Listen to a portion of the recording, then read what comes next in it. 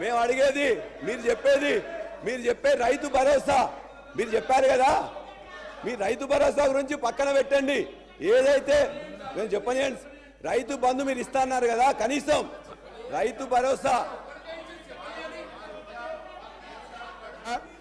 అధ్యక్ష, వారింకా పల్లా రాజేశ్వర రెడ్డి గారు గౌరవ సభ్యులు, అధికారంలో ఉన్నాము, మేము ఏం చెప్తే మీరు వినాలి అనేటువంటి సైకాలజీ ఫీలింగ్లోనూ ఆ పక్షాన్ని ఉన్నటువంటి దయచేసి మార్చుకోండి, మైండ్ సెట్ మార్చుకోండి, మైండ్ సెట్ మార్చుకోవాల్సిన అవసరం ఉంది. అలా నిన్నటి దాకా 10 ఏళ్ళ అధికారంలో ఉన్న వీళ్ళు ఆర్టీసీకి సంబంధించి తెలంగాణ ఉద్యమం కోసం నై చలేగా బస్ కప్పయ్యా నై చలేగా అని ఉద్యమం చేసిన వాళ్ళ గురించి పట్టించుకోని వీళ్ళు, 60 రోజులు సమ్మె చేస్తే ఆత్మహత్యలు చేసుకుంటే పట్టించుకోని వీళ్ళు ఇలా ఆర్టీసీ గురించి మాట్లాడుతున్నారు. అధ్యక్ష, ఇలా తెలంగాణ ప్రభుత్వం అధికారంలో కాంగ్రెస్ పార్టీ వచ్చిన తర్వాత ఇప్పటి వరకు 15 కోట్ల మంది పైగా మహిళా అక్క చెల్లెళ్లకు ఉచితంగా బస్ సౌకర్యం ఇచ్చినామని మనం చేస్తున్నాం. 535 కోట్ల రూపాయల విలువ కలిగేటువంటి బస్ ఫేర్స్ ను ప్రభుత్వం భరించింది. అధ్యక్ష, ఇలా వీళ్ళు మాట్లాడుతూ ఉన్నారు. పెద్దలు గౌరవ మాజీ మంత్రి హరీష్ రావు గారు అనాలోచిత డిమాండ్ 15,000 ఆటోకి ఇవ్వాలంట నెలకు. మీరేమిచ్చారు? 1000 రూపాయలని ఇచ్చిందా? ఒకవైపు ఆటో పన్ను రద్దు చేస్తున్నామని చాలా పేరు మీద 1000 రూపాయలు వీపులు కొట్టి ఆటో కార్మికుల దగ్గర పోయి మాట్లాడదాం.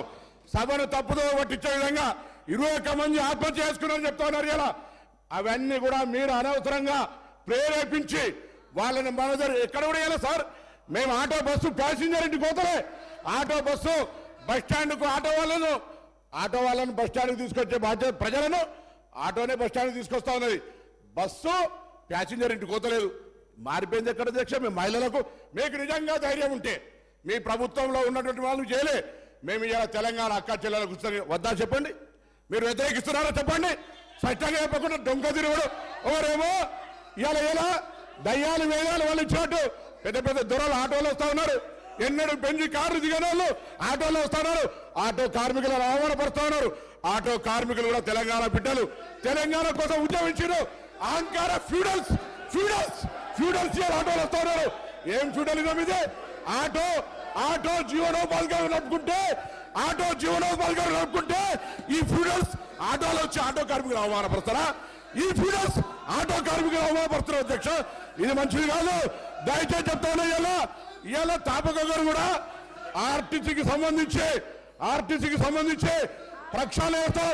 అధ్యక్ష, తమ బంధువులు అని చెప్పుకొని ఎగ్జిక్యూటివ్ రిటైర్డ్ డైరెక్టర్లు 4 సంవత్సరాలు ఎండి పెట్టి అధ్యక్ష, ఎగ్జిక్యూటివ్ డైరెక్టర్ రిటైర్మెంట్ అయిన 4 సంవత్సరాలు ఎండి ఆటో 60 రోజులు సమ్మె చేస్తే పట్టించుకునే వాళ్ళు వీళ్ళు మా గురించి మాట్లాడేది. కొత్త బస్సులు కొంటున్నాం. ఆటో కార్మికులు, రిక్షా వాళ్ళ ఇలా ఆర్టీసీ కార్మికుల సంక్షేమం మా బాధ్యత. ఆర్టీసీ కార్మికులకు 2013లో ఉన్న బాండ్స్ ఇలా మా ప్రభుత్వం ఆలోచన చేస్తుంది. అధ్యక్ష, అందుకే దయచేసి సభను తప్పుదో పట్టించేదిగా ఆటో కార్మికులు రెచ్చగొట్టే విధంగా మాట్లాడే మాటలు అలో చేయదని గౌరవ సభాపతి దృష్టి కోరుతా ఉన్నాను. పల్లా రాజేశ్వర రెడ్డి గారు ఈ విధంగా బెదిరిస్తూ ఒక్క నిమిషం. పల్లా రాజేశ్వర రెడ్డి గారు ఒక్క నిమిషం.